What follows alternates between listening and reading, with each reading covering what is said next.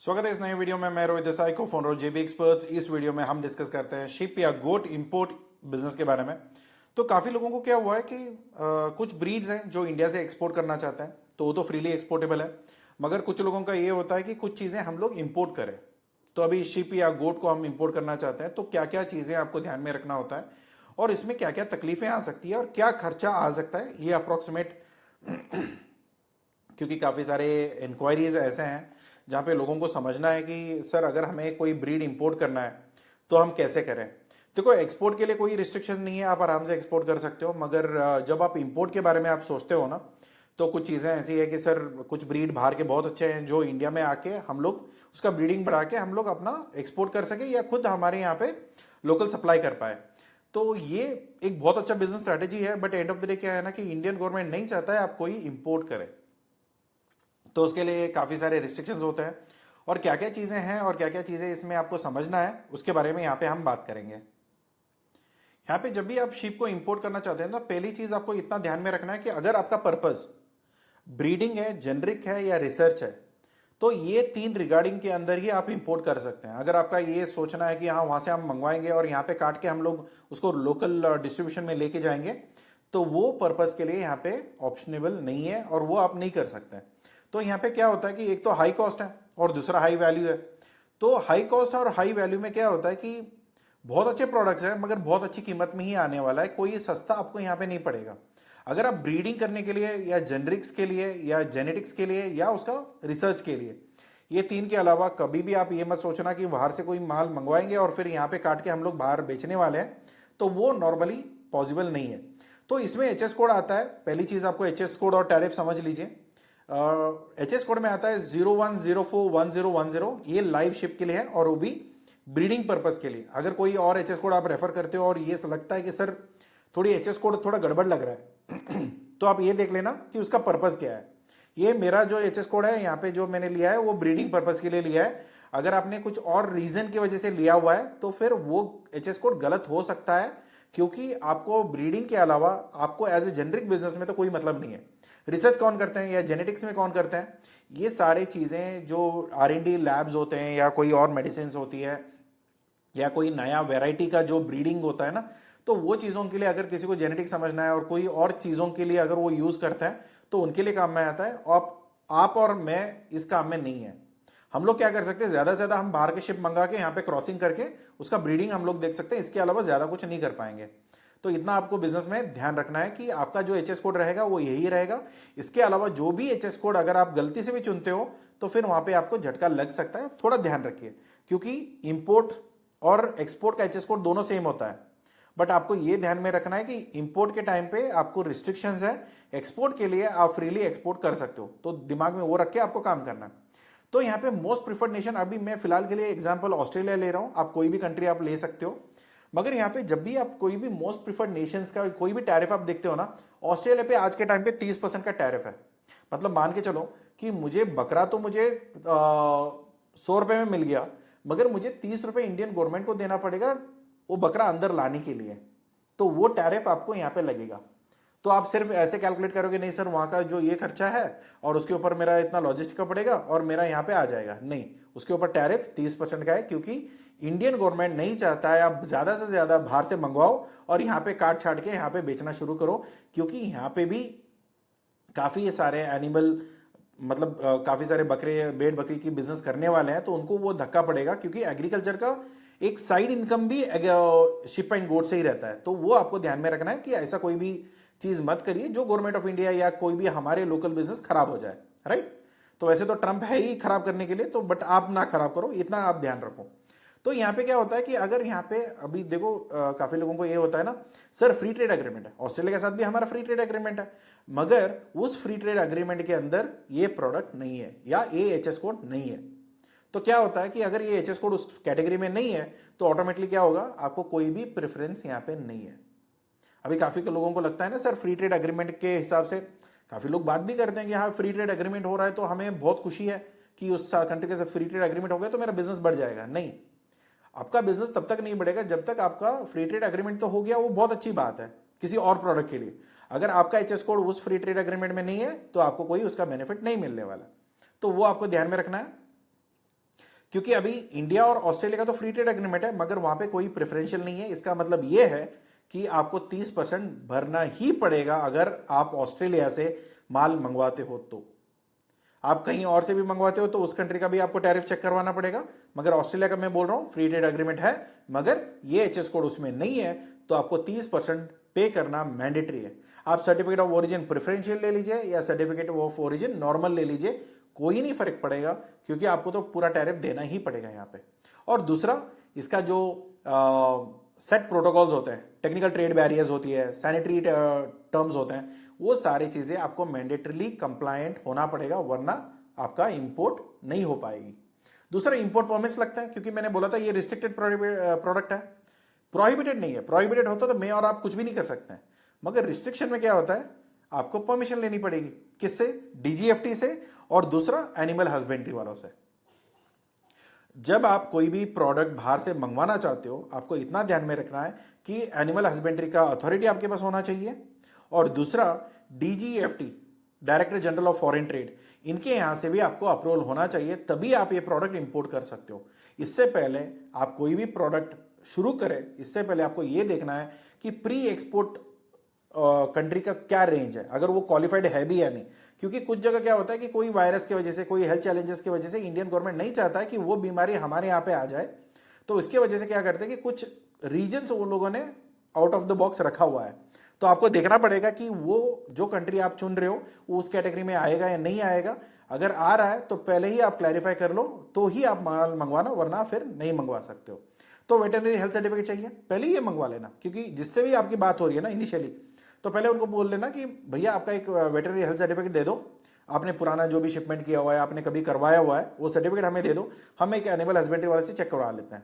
तो जब आप ये चेक करवाते हो ना, एनिमल हस्बेंड्री डिपार्टमेंट हर जगह अवेलेबल है, वहां पे जाके आप चेक करवा सकते हो, सर मुझे ये इंपोर्ट करनी है और मोटा मोटा ये चीजें हैं, तो आप अप्रूव करोगे कि नहीं करोगे।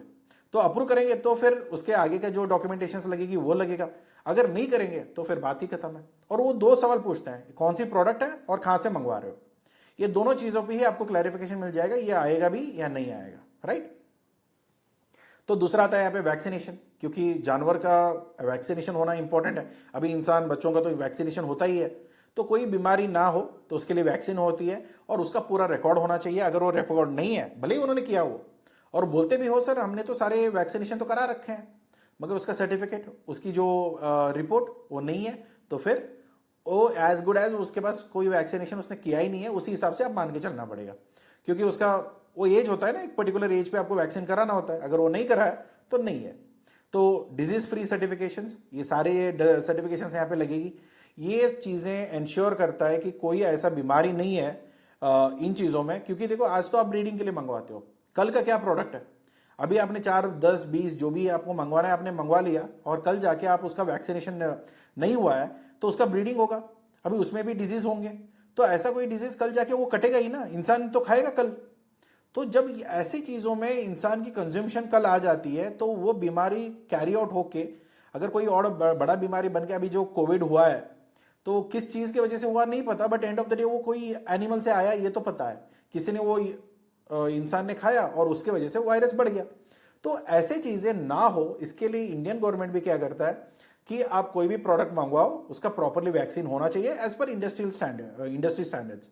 तो उसके जो सर्टिफिकेट ऑफ ओरिजिन है, उसका क्वारंटाइन जो है वो प्रॉपरली आपको मेंटेन करना पड़ेगा, वरना वो जानवर इंडिया में नहीं आ सकता है। अगर गलती से आपने ऑर्डर कर भी दिया, पेमेंट दे भी दिया, आ भी गया, वो कट जाएंगे और वो उसको डिस्पोज कर देंगे, वरना उसको वापस भेज देंगे, मगर वो आपको नहीं देंगे। तो ये आपको गारंटी है। तो इतना आपको ध्यान में रखना है, क्योंकि कॉस्ट तो मैं बता दूंगा कितना खर्चा क्या लगेगा, मगर ये सारा लॉस होने का चांसेस बहुत ज्यादा है, तो प्लीज संभाल के करिए। तो दूसरा क्या आता है कि यहाँ पे क्वारंटाइन तो आपको 30 दिन का टिपिकली लगेगा, डिपेंड करेगा कि कौन सा वैरायटी है, क्या बीमारी है। पहले जब टेस्ट करते हैं तो तब बोल देंगे कि वो कितना दिन का क्वारंटाइन तो चाहिए, क्योंकि इसमें तो कोई बीमारी डिटेक्ट नहीं हुआ है, मगर फिर भी आप 15 दिन 20 दिन का तो रख के मान के चलिए।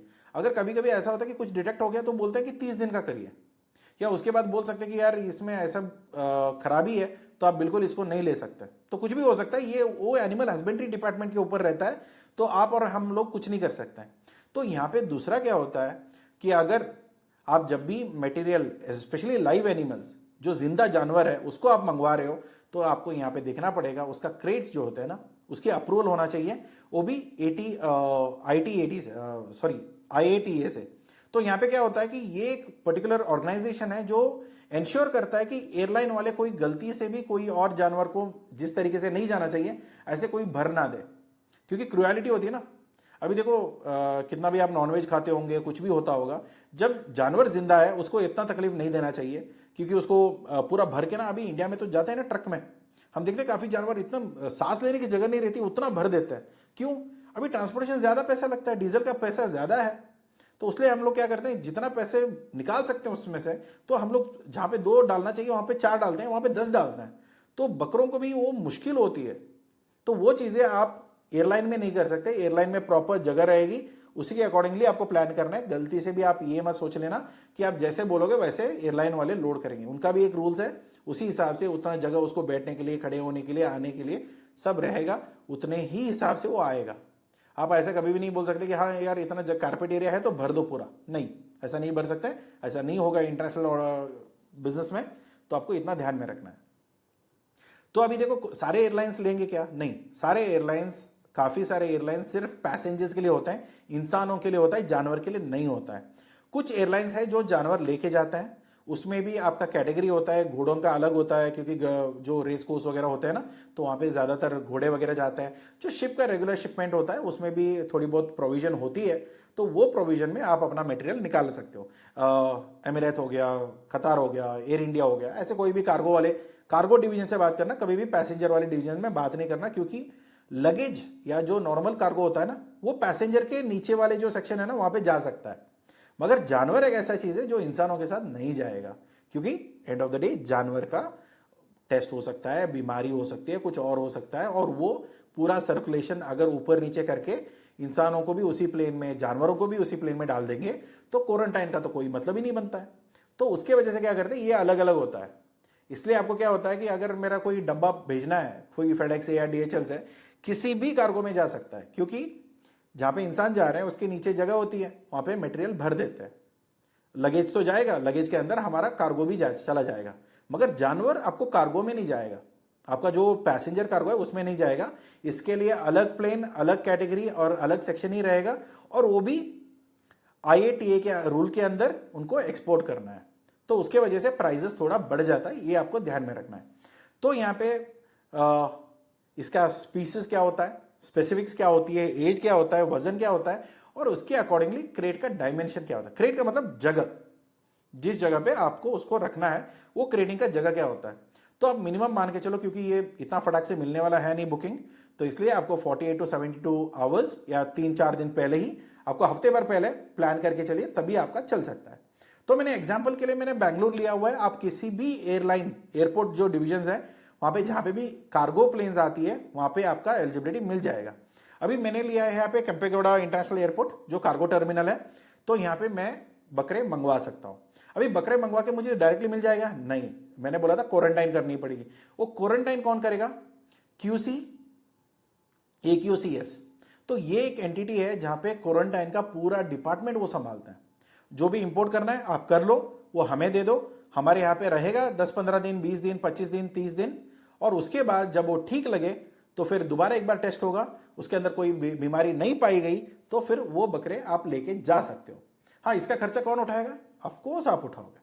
इसके बीच में कुछ हो गया तो वो आपकी जिम्मेदारी, अगर इसमें बीच में वो मर गए वो भी आपकी जिम्मेदारी, क्योंकि यहाँ पे एनिमल हस्बेंड्री का ये काम होता है, उसको ठीक ठाक खाना देना, उसका देखभाल करना, और वहाँ पे वेटनरीज जो डॉक्टर्स होते हैं वो देखभाल कर लेंगे।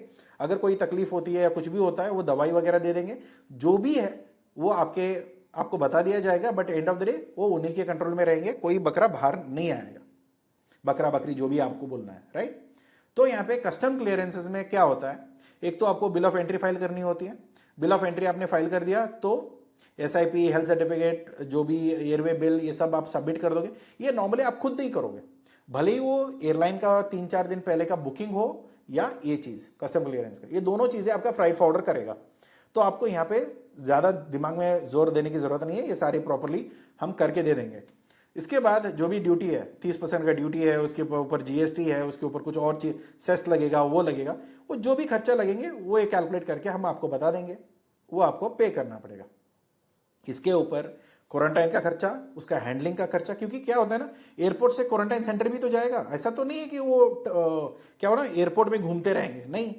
क्योंकि जो भी मटेरियल आएगा उसको केज में, उसको जो क्रेट में डाल के वो लोग डायरेक्टली शिफ्ट करेंगे। जब वो शिफ्ट करते हैं उसका खर्चा भी आप ही को रहेगा। बाकी सारा खर्चा मिला के आपको ये पूरा मटेरियल आपको हाथ में कब आएगा, ये बकरे सारे जो भी आपने इंपोर्ट किया है, बकरा बकरी जो भी है, ये सब कब मिलेगा? जब पूरा क्लियरेंस होके AQC वाले ने बोल दिया कि भैया ये सारा हेल्दी है, इसको कोई प्रॉब्लम नहीं है, आप इंडियन मार्केट में निकाल सकते हो, तब ये आपके हाथ में आएगा। तो इसके गड़बड़ी का चांसेस कितना है? बहुत ज़्यादा है। रिस्क कितना है? बहुत ज़्यादा है। मगर वो ब्रीड का अगर डिमांड है तो फिर वो आप ज़रूर मंगवा सकते हो। तो पोस्ट रिलीज क्या होता है? जो ट्रांसपोर्ट है वो आप ब्रीडिंग फार्म पे लेके जा सकते हो, और जो स्टेट वेट अप्रूव्ड है, अभी जो फार्मिंग्स होते हैं ना कि ब्रीडर्स स्पेशली जब भी आप ब्रीडिंग के लिए लेके जाते हो तो कहीं पे भी आप ब्रीडिंग नहीं करवा सकते हो, उसका एक प्रॉपर प्रोसेस होता है। तो वो भी आप देखो कि कोई ब्रीडिंग फार्म कौन सी है, अप्रूव्ड कौन से हैं, तो वहाँ पे आप देख के वहाँ पे वेट अप्रूव जो अप्रूवल जो वेट होता है उनके पास आप काम करवा सकते हो, राइट। तो जो भी ब्रीडिंग का स्टॉक है तो उसका फॉलोअप टेस्टिंग, उसका ब्रीडिंग का स्टॉक जो भी है वो आपको ध्यान में रखना है। चलो अभी हम बात करते हैं पैसे के बारे में, कि सर मुझे ना बकरे तो यहाँ पे 30-40 हज़ार में मिलता है, मुझे भी उतने वहाँ पे भी वही मिल रहे हैं। भले ही उतने में आपको बकरा मिल रहा होगा मगर उसका खर्चा उतना ही नहीं रहने वाला है। देखो यहाँ पे क्या होता है कि आपको पहला खर्चा प्री एक्सपोर्ट का, पोस्ट तो मैं नहीं बोल रहा, पोस्ट मतलब क्या होता है कि इंडिया में आने के बाद का क्वारंटाइन मैंने बोला, राइट। तो यहाँ पे क्या होता है, उस कंट्री में भी वो क्वारंटाइन करना पड़ता है, उसके बाद प्लेन में चढ़ेगा, फिर बाद में यहाँ पे उतरेगा, दोबारा क्वारंटाइन होगा, फिर बाद में आपके हाथ में आने वाला है। कभी भी ये मत समझ लेना कि सिर्फ आपको इतना ही खर्चा है। जब भी आप किसी भी फार्मिंग वालों से बात करोगे ना, जो भी शिप मतलब जो भी ऑस्ट्रेलियन की जो ब्रीडर्स हैं, तो उनके पास जहाँ से भी आप खरीद रहे हो तो इतना ध्यान रखना है कि जब भी आप खरीदोगे तो इतना परचेज तो रॉ मटेरियल का तो हो गया, चलो 30 हज़ार में मान लेता हूँ आपको मिल रहा है, तो उसके ऊपर 30-40 हज़ार आपको और लगेगा सिर्फ वहाँ का क्वारंटाइन के लिए, क्योंकि उनको भी शिप करना है, वहाँ पे भी क्वारंटाइन होगी। उसके बाद लॉजिस्टिक का आपको लगेगा 50 से 60 हज़ार, फिर उसके बाद क्वारंटाइन हो गया इंडिया में, और इसके साथ साथ 30% का ड्यूटी भी लगेगी, वो भी ऑलमोस्ट करीब करीब 30-40 हज़ार पे लगेगा। तो यहाँ पे एक बकरा मुझे कितने में पड़ा? तो करीब करीब 1 से 2 लाख के बीच में, क्योंकि ये डिपेंड करेगा, सिर्फ मैं तो ऑस्ट्रेलिया एग्जांपल ले रहा हूँ, आप ऑस्ट्रेलिया से नहीं मंगवा रहे हो, कहीं दूर से मंगवा रहे हो, तो उसका भी प्राइजेस अलग होंगे, उसके भी फ्रेट अलग चार्जेस होगा, उसका वजन अलग होगा, उसका क्वारंटाइन पीरियड अलग हो सकता है, वहाँ का जो क्वारंटाइन जो सर्विस है उसका प्राइजेस बढ़ सकते हैं। ये सिर्फ आपके रेफरेंस के लिए, राइट। प्राइजेस आपको ऑन द गो उनसे पूछना पड़ेगा, भैया आप कौन से एयरपोर्ट से भेज रहे हो, वहाँ का क्वारंटाइन का क्या प्राइस है, उसका पोस्ट इंस्पेक्शन का क्या प्राइस है, वहाँ का कोई टेस्ट सर्टिफिकेट है वो काफ़ी महंगा मिल सकता है, वो भी आपको चेक करना पड़ेगा। क्योंकि अगर इंडिया में आ गया और बिना सर्टिफिकेट आया तो फिर आपका मटेरियल आपको नहीं मिलेगा, जितना भी आपने पैसा डाला वो सब गया, क्योंकि गवर्नमेंट ऑफ इंडिया आपको रिफंड तो नहीं करेगा, क्योंकि वो एयरलाइन का पैसा है ना, तो बहुत कुछ चला जाता है, तो फिर आपको बहुत महंगा पड़ेगा। तो अगर आप एक 25, अभी देखो 2-3 लाख लग रहे हैं, सर मैं ना एक फीमेल और एक मेल मंगवा लेता हूँ और उसका ब्रीडिंग करने बैठूंगा। देखो ऐसा होगा कि जो पोटेंशियल इंडियन ब्रीडिंग्स में, मतलब जितने ब्रीडिंग्स यहाँ पे हो जाती है उतनी ब्रीडिंग स्ट्रेंथ वहाँ पे है या नहीं है। और काफ़ी बार क्या होता है कि अगर जिस फार्म से आप माल ले रहे हो, अगर उन्होंने कोई ऐसा कोई क्या बोलते हैं ना, चेंज किया हुआ है, नसबंदी की बात कर रहा हूँ मैं, सीधी बात हुआ है कि अगर वो ब्रीडिंग के लायक ही नहीं है तो भी आपके यहाँ पे फ़ायदा नहीं है, तो आपका पैसे चले जाएंगे। तो वो लोग क्या बोलते हैं कि कम से कम आप इतना खरीदोगे ना तो आपका पोटेंशियल इतना बढ़ेगा, क्योंकि ब्रीडिंग इंडस्ट्री में भी जानता हूँ कितने काफ़ी टाइम से हम लोग काम कर रहे हैं उसमें। तो जितने भी हम लोग जिनको भी हमने इंपोर्ट करवा के दिया है ना, तो ये तकलीफ आई हुई है। 1-2 करेंगे तो होगा नहीं, फिर बाद में आपको लगेगा यार ये फार्म तो गड़बड़ है और ये मटेरियल से हो नहीं पा रहा। तो आज के टाइम पे फर्टिलिटी का भी प्रॉब्लम होता है, क्योंकि वो एयर ट्रैवल करके आते हैं, स्ट्रेस होता है, बॉडी की चेंजेस आती है, तो फिर उसके बाद में क्लाइमेट का इफेक्ट होता है। तो काफ़ी कुछ चीज़ों की वजह से ये ब्रीडिंग अगर नहीं होता है तो आपका जो बिजनेस प्लान स्टार्टिंग में था ना कि वहाँ से यहाँ मंगवाएंगे, ब्रीडिंग करेंगे, पैसा कमाएंगे, वो चीज़ें आपका बिजनेस रुक जाएगा। तो आपको क्या करना है, एक गुड अमाउंट ऑफ स्ट्रेंथ, मतलब मान के चलो कि 4 बकरे 4 बकरी, तो कोई भी कॉम्बिनेशन में जितना भी आपको करना है ना वो करके आप मंगवाओगे तो फिर हिसाब बैठ पाएगा। जो आइडियल नंबर है, जो अगर आप किसी भी वेट से अगर आप बात करोगे, जो डॉक्टर्स होते हैं ना, जानवर के डॉक्टर्स जिनसे भी आपको बात होती है, तो उनको एक बार पूछ के देखना सर अगर मैं ये ब्रीड यहाँ से मंगवा रहा हूँ तो वो ब्रीड होके इसकी फर्टिलिटी कितनी होगी, फर्टिलिटी मतलब कितने बच्चे पैदा हो सकते हैं, कितना टाइम में हो सकता है, इसका बिजनेस कितना तक बढ़ सकता है, और इसका अगर इसका ब्रीडिंग नहीं हो रहा है तो उसके लिए क्या क्या क्लाइमेट में चेंजेस करनी पड़ेगी या टेम्परेचर में कुछ कंट्रोल करना पड़ेगा। ये सारी चीज़ें आपको वहाँ पे पूछ के हिसाब करके फिर लेना पड़ेगा। वरना क्या होगा, एक दो मंगाया, एक तो रास्ते में मर गया, दूसरा यहाँ पे आके मर गया, जो भी आपने पैसे डाले थे 3-4 लाख वो पैसे डूब गए। तो ये काफ़ी लोगों के साथ हुआ है। तो प्लीज़ आप ऐसे कोई कांड मत करिए। आपका बिजनेस है, आपका मुश्किल से कमाया हुआ पैसा है, कभी भी फालतू में नहीं जाना चाहिए, उतना ध्यान रखिए। बेसिक चीज़ें हैं, अगर ये आप समझ जाओगे, बेसिक मतलब बहुत ज़्यादा एडवांस में बोल रहा हूँ, मगर ये चीज़ें आपको हिसाब में ला करके फिर आप आगे काम कर सकते हो। तो यहाँ पे की पॉइंट्स क्या होता है, AQCA से अगर क्वारंटाइन का कंपलसरी है, इसमें कोई एग्जामेशन नहीं है, तो यहाँ पे आप कोई भी जुगाड़ नहीं लगा सकते। भले ही वो थोड़ा बहुत टाइम में थोड़ा बहुत आप ऊपर नीचे कर सकते हो, मगर ये क्वारंटाइन होना पड़ेगा, वरना कोई बीमारी इंसान को आ गया तो फिर उसके तकलीफ नेक्स्ट लेवल का रहता है। क्योंकि क्वारंटाइन तो उसी पूरा दुनिया को एक बार रोक दिया था ना, तो वो हिसाब से लगता है। फिर यहाँ पे सैनिटरी जो इंपोर्ट परमिट्स लगेगी या जो नॉन नेगोशिएबल है, क्योंकि यहाँ पे तो आपको लेना पड़ेगा, क्योंकि परमिट है तभी आप उसको कर सकते हो, और क्या पर्पज़ है क्या है, ऐसा नहीं कि इमीडिएटली आपको मिल जाएगा, मगर जब भी आपको मिलेगा आपका एक क्रेडिबिलिटी देख के चेक करके फिर उसके हिसाब से आपको परमिशन मिलेगी। तो यहाँ पे बीफ प्रोहिबिटेड है, क्योंकि आप डायरेक्टली उसका गोट एंड शिप का मीट नहीं मंगवा सकते हो, तो वो आपको देखना पड़ेगा जो भी है। तो यहाँ पे अनऑथराइज कंसाइनमेंट्स या री एक्सपोर्ट जो होती है ना, तो ये चीज़ें आपको वापस भेज दिया जाएगा या उसको डिसगार्ड कर देंगे, तो वो आपको नहीं मिलने वाला। तो एट द लास्ट अगर मैं क्या बोलना चाहता हूँ कि जब भी अगर आप माल मंगवाते हो तो इतना ध्यान में रखना कि ये एक प्रोफेशनल ब्रीडिंग फार्म्स है, जहाँ पे भी किसी भी देश में, मैं तो एग्जाम्पल के लिए मैंने ऑस्ट्रेलिया लिया, आप कोई पे भी कहीं का भी आप ले सकते हो, बट एंड ऑफ डे इतना ध्यान रखो कि अगर एक ब्रीडिंग फार्म से आप लेते हो उसका क्या एश्योरेंस हो सकता है, उसके लिए क्या क्या मेडिसिन लेनी पड़ेगी और क्या क्या चीज़ों की वजह से होना चाहिए, और क्या उसका एनवायरनमेंट होना चाहिए। अभी देखो बाहर के जहाँ पे ठंडी जगह पे जो जानवर पला हुआ है और वो यहाँ पे एकदम गर्मी में आ गया तो भी मुश्किल हो सकती है। जैसे इंसान है वैसे ही वो जानवर भी है, उसको वैसे ही ट्रीट करो। वो जिस क्लाइमेट में आया उसी क्लाइमेट में उसको आना चाहिए, क्योंकि वो उड़ने के लिए नहीं बने ना।